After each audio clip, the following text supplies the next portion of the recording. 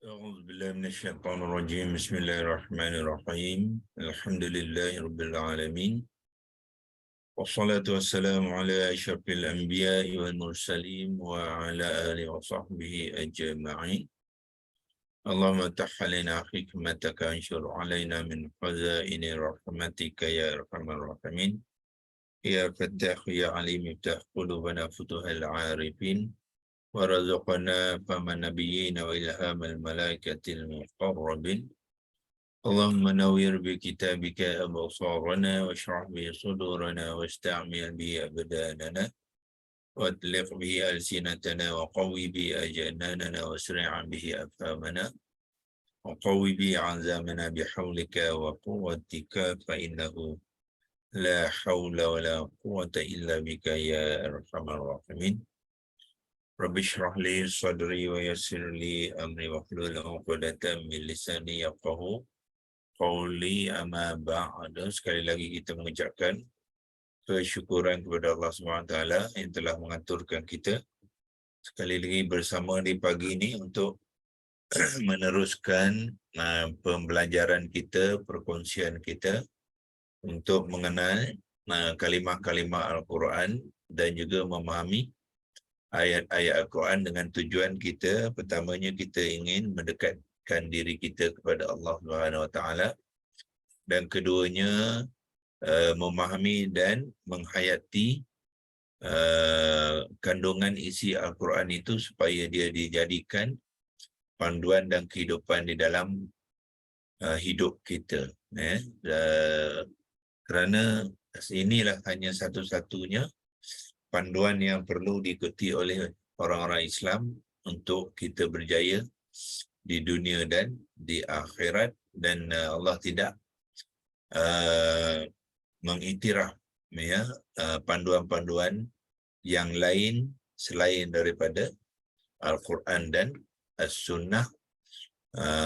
Al-Quran adalah panduan yang telah disampaikan oleh Allah kepada kita melalui Nabi kita, dan As-Sunnah adalah penerangan secara terperinci bagaimanakah kandungan-kandungan isi Al-Quran itu perlu dizahirkan di dalam kehidupan kita sebagai manusia biasa, iaitu hamba kepada Allah. Jadi inilah satu-satunya panduan yang perlu kita fahami, perlu kita kuasai, ya, apa yang dimaksudkan dalam setiap ayat-ayat Al-Quran yang kita ketahui. Ramai di antara para ulama bersetuju terdapat 6,236 ayat dan mengandungi 77,437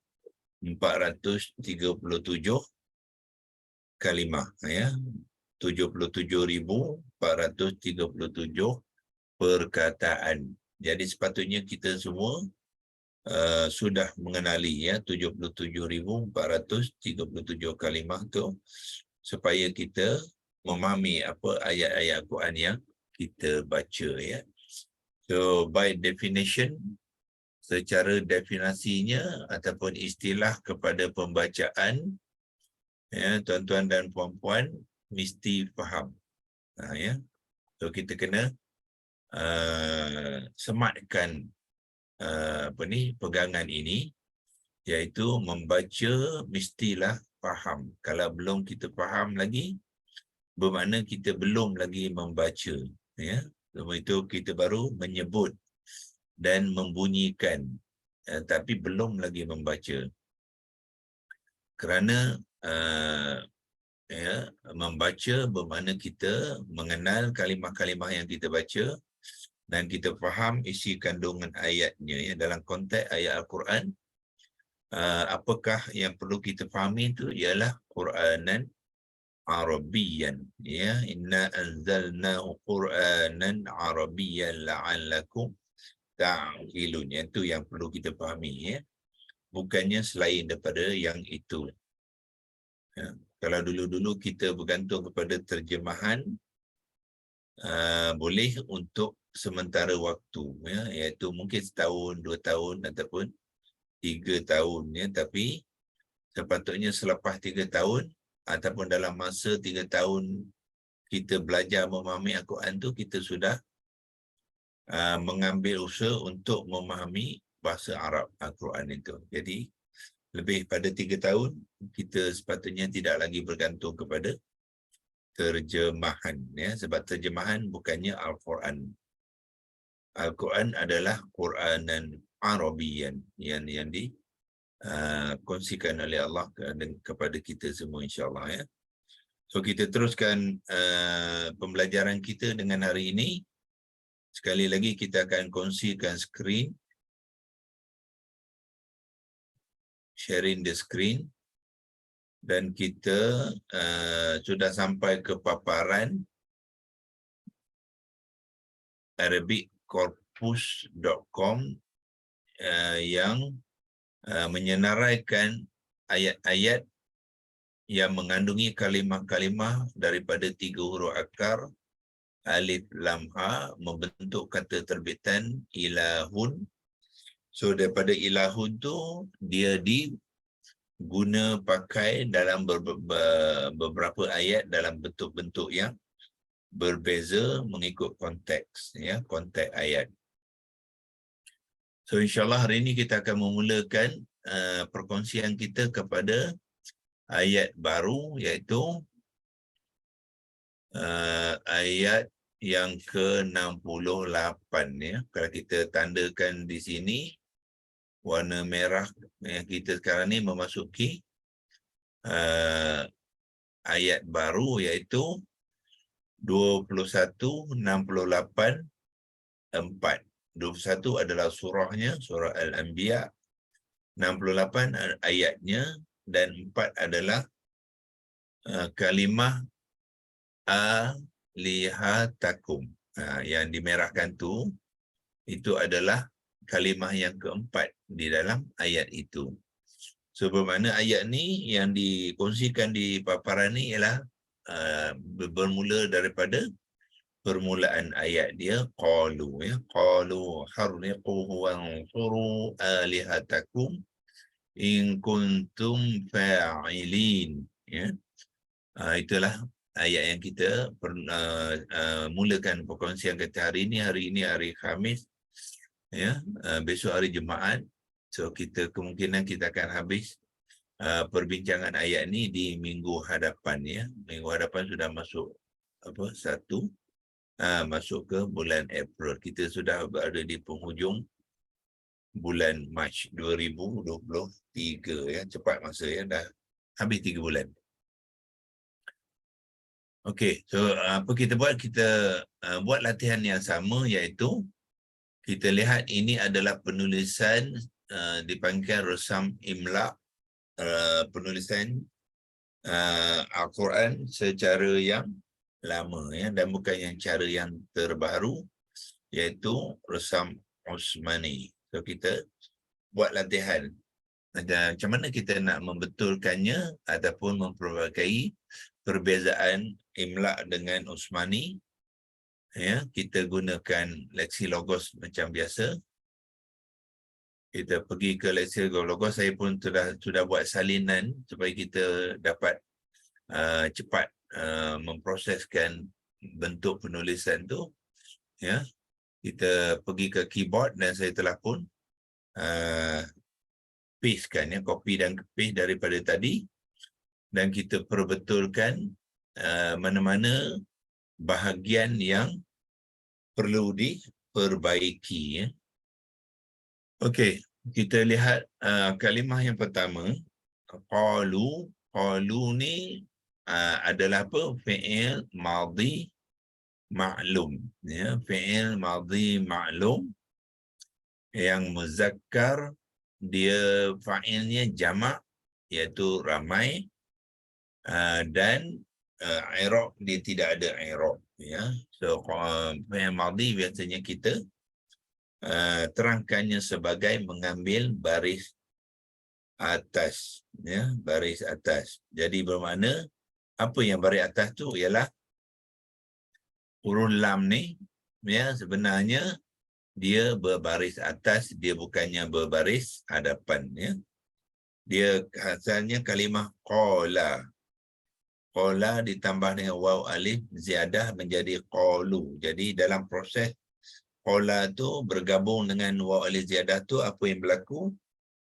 Huruf lam tadi yang berbaris atas berada sebelum huruf waw. Jadi waw ni adalah waw mad. Jadi lam tidak boleh mengambil baris fathah, tak boleh baris atas, dia perlu ditukarkan. Ya. Perlu ditukarkan kepada dhammah. So dhammah tu kita panggil dia dhammah yang mendatang, baris dhammah yang mendatang. Ya. Baris yang asalnya ialah baris atas. Lam tu fathah muqaddarah, kita panggil fathah muqaddarah yang telah ditetapkan dengan baris atas, tapi dia bertukar kerana nak menyesuaikan dengan waw mad, ya. So kita betulkan ejaan kepada qalu ni satu saja, iaitu alifnya dia bukannya alif, ya. Kenapa? Dalam Al-Quran biasanya kita tidak lihat dua huruf mad yang berturutan, ya. So dalam konteks ni kalau waw ni waw mad, lepas tu alif mad sekali lagi, ya. Macam mana nak baca, ya? Sampai adakah baca 4 harakat ke atau baca 2 harakat? So maknanya penulisannya perlu dibetulkan. So dia bukannya alif mad. So dia adalah alif ziyadah, ya. Yang waw dan alif tu, so dia sebenarnya alif ziyadah dan bukannya alif mad. So kita betulkan di bawah ni. Kita tukarkan kepada alif mad ialah alif yang berbulat di atasnya, kita letakkan tanda bulat di atas ni.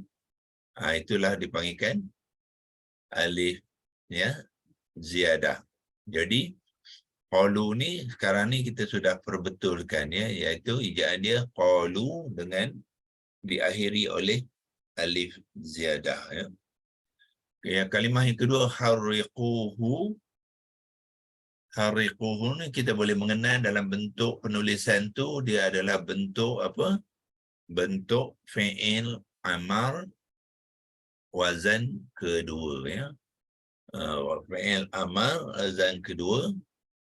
Jadi sekali lagi qaf ni pada asalnya dia bukannya berbaris hadapan, ya. Dia sekarang ni berbaris hadapan kerana berjumpa dengan waw, ya, waw. Jadi baris asalnya iaitu baris sukun ditukarkan kepada baris dhammah juga, seperti di sini sebab dia bertemu dengan waw mad. Yang waw tu adalah sebenarnya daripada waw alif ziyadah, tetapi alif ziyadah sini digugurkan, ya. Okay, kalau kita nak demonstrate asalnya harriquhu ni, tuan-tuan boleh masukkan alif ziyadah ni di sini. Ya. Asalnya ejaan dia macam tu, ya. Harriqu ada alif ziyadah, kemudian dimasukkan hu ke dalam kalimah tu. Hu tu adalah objek. Hu tu adalah objek. Jadi bila ada objek yang muttasil, yang melekat di dalam kalimah yang sama, jadi alif ziyadah tu digugurkan, ya. So kita gugurkan dia. So, ya, so tidak ada terdapat alif ziyadah lagi. Itulah sebenarnya kalimah harriquhu, ya. Okey. Kalimah ketiga ialah wansuru. Sekali lagi, wansuru adalah fi'il amar juga. Dia adalah ma'tuf kepada harriqu, ya. Dia adalah ma'tuf, maknanya tambahan kepada kalimah harriquhu, juga dalam bentuk fi'il amar yang yang jamak, Ya, tanda jamaknya di hujung ni ya. So sekarang ni penulisannya waw dengan alif. Sekali lagi dia sebenarnya adalah waw alif ziyadah seperti di sini ya. So kita betulkan dia, tapi sebelum tu alif ni pun kena perbetulkan. Ya, wan suru fi'il amar wazan 1. So wazan 1 mengambil mengambil hamzah wasal, bukannya alif ya. Kalau kita nak rujukkan kepada template Quranic, QHS Quranic vocabulary itu, saya boleh kongsikan sekarang bahagian fi'il amar ya. Terbesarkan sikit. So mana fi'il amar? Fi'il amar yang inilah. Ini dia ya. Jadi acuan yang digunakan dalam wang suru tadi ialah yang ni apa, uf'ul. Kita sebut dia sebagai uf'ul. Ambil kotak. Ini acuan dia untuk wang suru tu. Itulah acuan dia. The non short raw 3 huruf akar di dalam kalimah tu. Ya, kalau kita masukkan ke dalam ni dia jadi apa? Unsur. Unsur. Itulah ini acuan. Bentuk sebenarnya adalah menggunakan 3 huruf akar ya yang di dalam kalimah tu. Jadi inilah jadi dia adalah fi'il amar wazan 1. Ya, itulah jenis wang suru tadi. Dia default dia maknanya kata terbitan. Semua yang ada dalam skrin ni dipanggilkan apa? Acuan kepada kata terbitan dia. Jadi daripada bentuk ni lah dia membentuk kata terbitan, kemudian diubah suai untuk kesesuaian dalam cerita di dalam ayat ya. Okey, so balik kepada leksi logos. Okey, so yang ni bermula dengan hamzah wasal tadi ya. Dia bermula dengan wazan 1, semuanya bermula dengan hamzah wasal. Dia ada 3 wajah, ada if'al, ada if'il dan ada uf'ul. So sekarang ni dia mengambil bentuk uf'ul, dia bermula dengan hamzah wasal, bukannya alif. So di sini kita betulkan alif ni tukarkan kepada hamzah wasal, iaitu hamzah yang berkepala shad. Itu dipanggilkan hamzah wasal. Okey, itu sebelum kalimah unsuru. Kemudian di sini sekali lagi letakkan, tukarkan kepada alif ziyadah. Okay, itu dia. Jadilah wansuru, dan tolonglah kamu semua. Tolonglah kamu semua ya.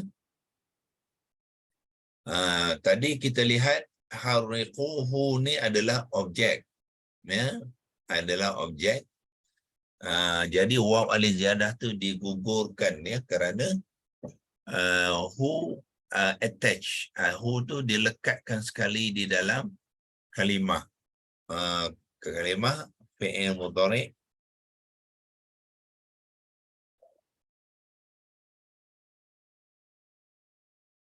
menyebabkan alif ziyadah digugurkan ya. So lihat sini pun konteks yang sama. Wansuru adalah fi'il amar dan dia ada objek dia ya. Objek dia apa dia? Objek dia yang alihatikum, itu objeknya. Konstruk dia sama saja dengan yang ni ya, cuma bezanya objek kepada kata kerja dalam bentuk fi'il amar itu berasingan ya. Yang ini dia berasingan, yang ni dia muttasil, dipanggil attach. Yang ini objek dia munfasil ya, objek yang munfasil. So sekiranya bagi objek yang munfasil, kita akan dapati alif ziyadah tidak digugurkan. Sebab tu di dalam penulisan wansuru tu ada alif ziyadah sebab dia tidak digugurkan.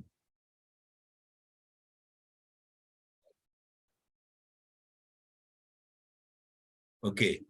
Itu apa? Kita mengenal konstruk, ya, bentuk-bentuk kalimah di dalam ayat Quran sambil kita membetulkan tulisan-tulisan kepada tulisan tu maknanya termasuk ejaan. Masa kita membetulkan tulisan tu sebenarnya kita juga mengeja kalimah-kalimah tu, ya. Okey. So alif yang bertanda panjang tidak lagi digunakan dalam rasam Osmani, so dia tukarkan kepada mad badal, ya. So mad badal hanyalah kita ambil alif ini dan hamzah ini, baris ataskan dia, ya, dan kemudian diikuti dengan alif mad. Itulah dipanggilkan mad badal, ya. Lihat perbezaan, ya. Ini alif yang bertanda panjang. Dalam Rasam Osmani dia ditulis sebagai hamzah qata' yang tidak berkaki diikuti alif mad, ya. Itu formula ataupun peraturan alif hamzah qata', ya. Kalau hamzah qata' tu diikuti oleh huruf mad ataupun sebelumnya ada huruf mad, jadi hamzah qata' tu tidak ambil kaki, ya, melainkan pada tempat-tempat yang tertentu saja. Ada juga kes yang dia mengambil kaki walaupun berikutan daripada huruf mad, ya, huruf huruf mad, ya, sebelumnya. Assalamualaikum. Waalaikumsalam. Wansuru tu nun tu dia punya tanda sukun tu tak ada kan? Wansuru. Okey, terima kasih, ya. Itu pun satu juga, ya. Ya. Non yang sukun sebab non bertemu dengan sad, dia melibatkan hukum ikhfa. Jadi non tu pun dibuangkan sukun dia, ya, supaya kita boleh ikhfakan hukumnya. Non tu kita sembunyikannya makhraj dan sifatnya ke dalam huruf yang selepasnya huruf sad. Bila dia sembunyi, tanda penulisan ialah kita buangkan tanda sukunnya. Okey, terima kasih pada Haji Ratna rasanya.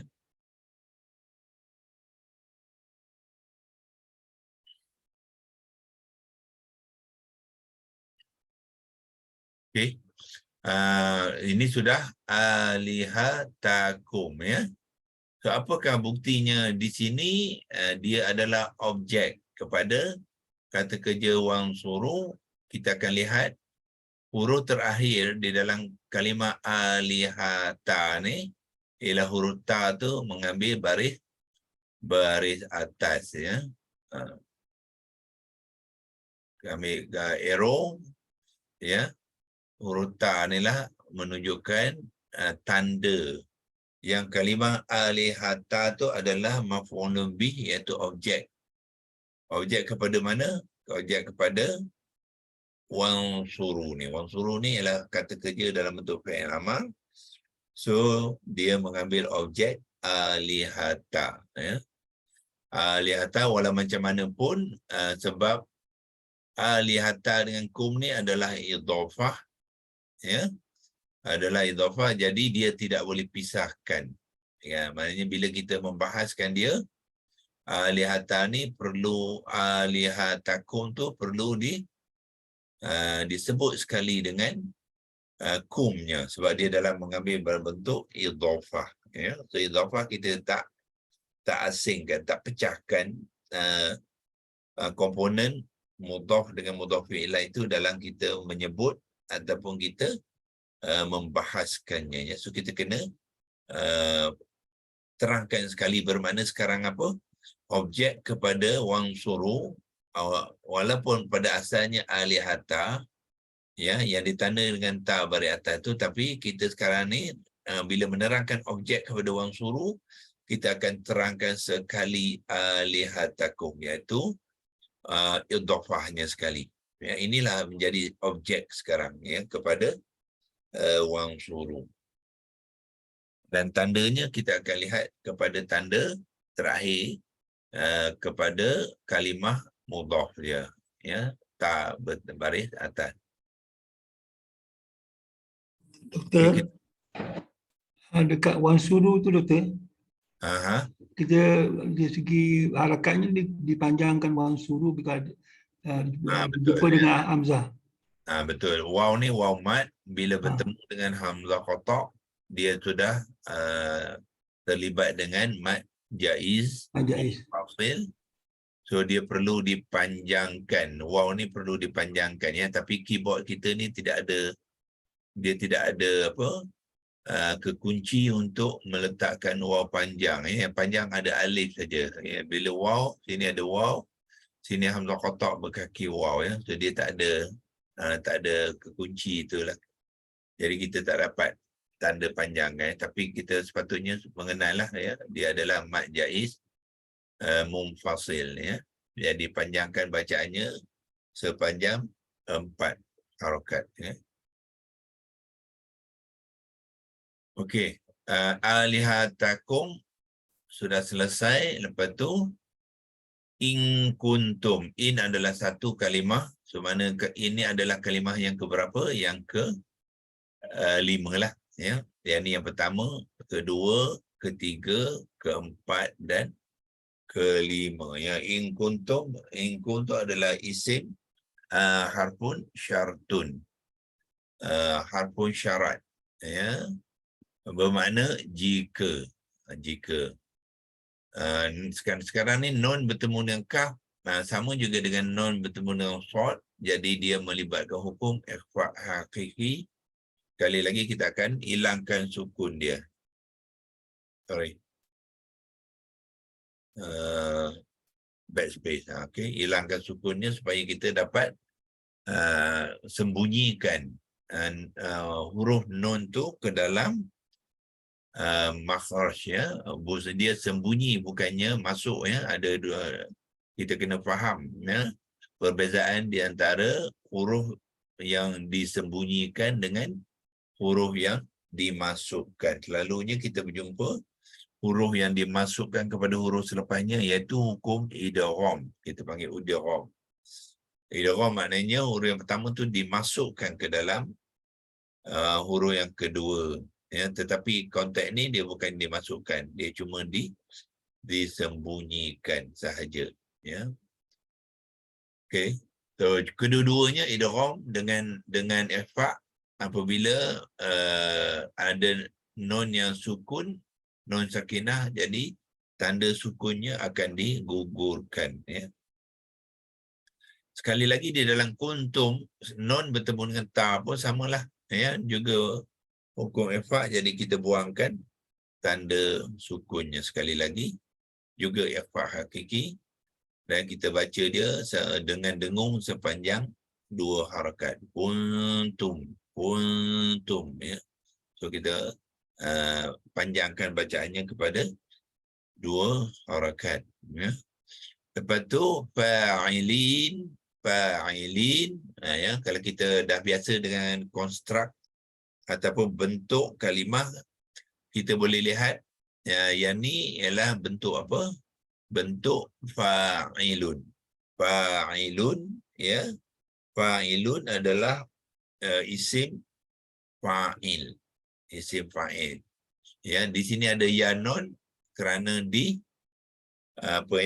dijamakkan. Kalau fa'ilun adalah mufrad, bila nak menjamakkan dia fa'iluna ya. Kemudian dalam konteks ni dia mengambil fa'ilina ya, bukannya fa'iluna ya. Siapa agaknya boleh beri jawapan ya, kenapa di sini fa'ilina bukannya fa'iluna, dan apakah agaknya i'rab dia kat sini? Sekali-sekala kita buat latihan ya, sebab kita dah banyak belajar, banyak berkongsi. Kita nak check ya, sama ada apa yang kita belajar sebelum ni kita masih faham ya. Bukan ingat ya, kita punya metodologi ataupun approach kita bukannya mengingat, tapi kita memahami apakah kaedah-kaedah yang berlaku dalam pembentukan kalimah-kalimah di dalam ayat Al-Quran ya. Itu soalan saya, siapa agaknya boleh jawab? Kenapa fa'ilin?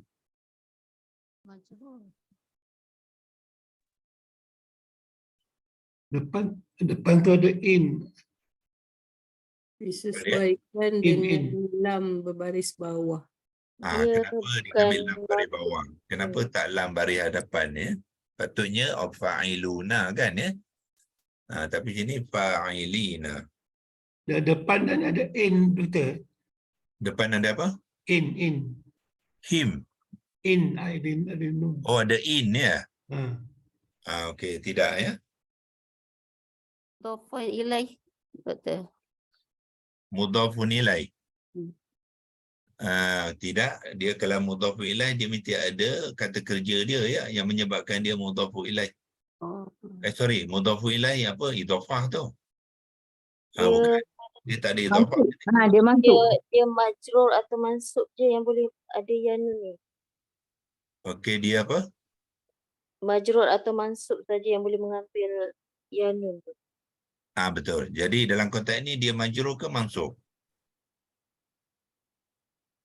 Mansub. Mungkin mansub lah. Sebab tak ada harfun majrur pun, harfun jar. Itu satu tanda lah yang nak mengatakan dia mansub bukannya majrur. Kalau majrur dia mesti ada Harfun jar. kalimah harfun jar ataupun dalam bentuk dia mudhafu ilaih. Mudhafu ilaih pun bukan. Isim majrur kepada harfun jar pun bukan. So maknanya bukan majrur lah. Kalau bukan majrur maknanya dia adalah mansub. Jadi kenapa dia mansub di sini? Saya rasa sebab dia khabar kepada kana. Dia adalah khabar. Khabar kepada isim Obat kana. inam. Kana. Betul. Kuntum. Itu betul. Itu jawapan dia ya. Sebab ada Khabar. kun ni ialah kana. Kana. Apabila kana digabung dengan tum, dia menjadi kuntum. Ya, nanti bila kita nak bahaskan kalimah ni, nanti kita akan tunjukkan macam mana pembentukan kalimah kuntum. Dia adalah kana dengan tum ya. Jadi berlaku tum adalah isim kana Isim kana. ya, dan In tu kan? Bukan in tu dia tak ada ni. Bukan harfun nasab. dia tak, in bukan harfun nasab, dia harfun jazam. Dia harfun jazamnya, tetapi dalam konteks ni dia dia tidak menjazamkan mana-mana kalimah, sebab dia akan menjazamkan kalimah fi'il mudhari' ya. So ini tidak ada fi'il mudhari', jadi dia hanya digunakan sebagai syartun sajalah, maknanya sebagai statement jika saja ya. Jadi kana adalah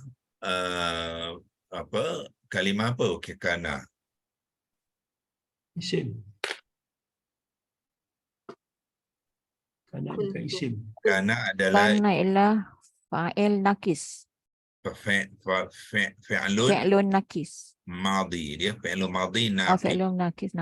Dia fi'lun madhi Nakis. naqis ya.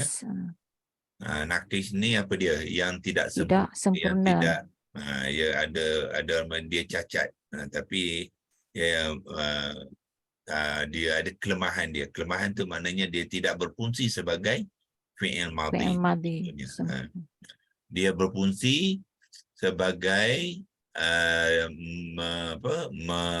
marfu'kan isim dia dan memansubkan khabar dia. Itu dia kana ya. Jadi tum ni adalah marfu'. Isim kana marfu'. Ya, lepas tu fa'ilina adalah khabar kana mansub. Yang jamak lah ya, dia jadi jamak. Itulah serba ringkas kita nak berkongsikan penulisan ya, buat latihan. Biasakan kita membuat latihan menulis dan penulisan itu kita akan menambahkan lagi kefahaman dan pengenalan kita kepada ayat-ayat kalimah-kalimah dan ayat-ayat Al-Quran insya-Allah. Ya. So ya, Yang kana tu, yang mana satu yang ayat nampak dia apa berbaris marfu' tu, bertanda marfu' tu, i'rab. marfu' tum ni, tum. Itulah. Oh, Itu dia panggil isim kana. Isim isim kana ni senang saja. Ingat dia fi'il madhi kan? So fi'il madhi punya kontrak apa? Ada kata kerja, ada pelaku. Nanti kata Kan? kerja. Jadi kana ni kata kerja dia dan pelaku dia ialah tum, fa'il dia. So tum itulah yang dipanggilkan isim kana. So dalam kontrak apa ayat-ayat kana kita tengok yang tu. Cari fa'il dia kepada kana tu. Kalau jumpa fa'il tu, itulah isim kana. Kemudian penerangan cerita kepada pelaku tadi, apa dia? Ya, apa cerita pada pelaku tu, rupa dia macam mana, apa dia buat, siapakah orangnya, itulah dipanggilkan khabar. Jadi kat sini cerita kepada tum ni apa dia? Fa'ilin. So yang cerita kepada isim kana tum ialah fa'ilin, iaitu orang-orang yang melakukan. Itu dipanggil fa'ilin. So dialah yang jadi khabar. Tu cara nak mengenal apa di mana satu isim kana, mana satu khabar kana, ya. Okey, terima kasih Prof. Okey, so cukup untuk hari ini, kita simpan ni dulu dan kita akan sambung besok pagi. Ya, kita akan sambung, kita akan kupaskan satu-satu kalimah ni, mulakan dengan penerangan, lepas tu kita akan buat pembentukan kalimah dan kita akan terjemahkan dia ya satu-satu sehinggalah kita boleh menterjemahkan keseluruhan ayat ni insya-Allah. Untuk hari ini kita sudahi dulu, wabillahi taufik wal hidayah. Ya, wassalamualaikum warahmatullahi wabarakatuh. Kita akan jumpa besok. Waalaikumsalam. Waalaikumsalam. Terima kasih Prof. Terima kasih. Doktor. Assalamualaikum.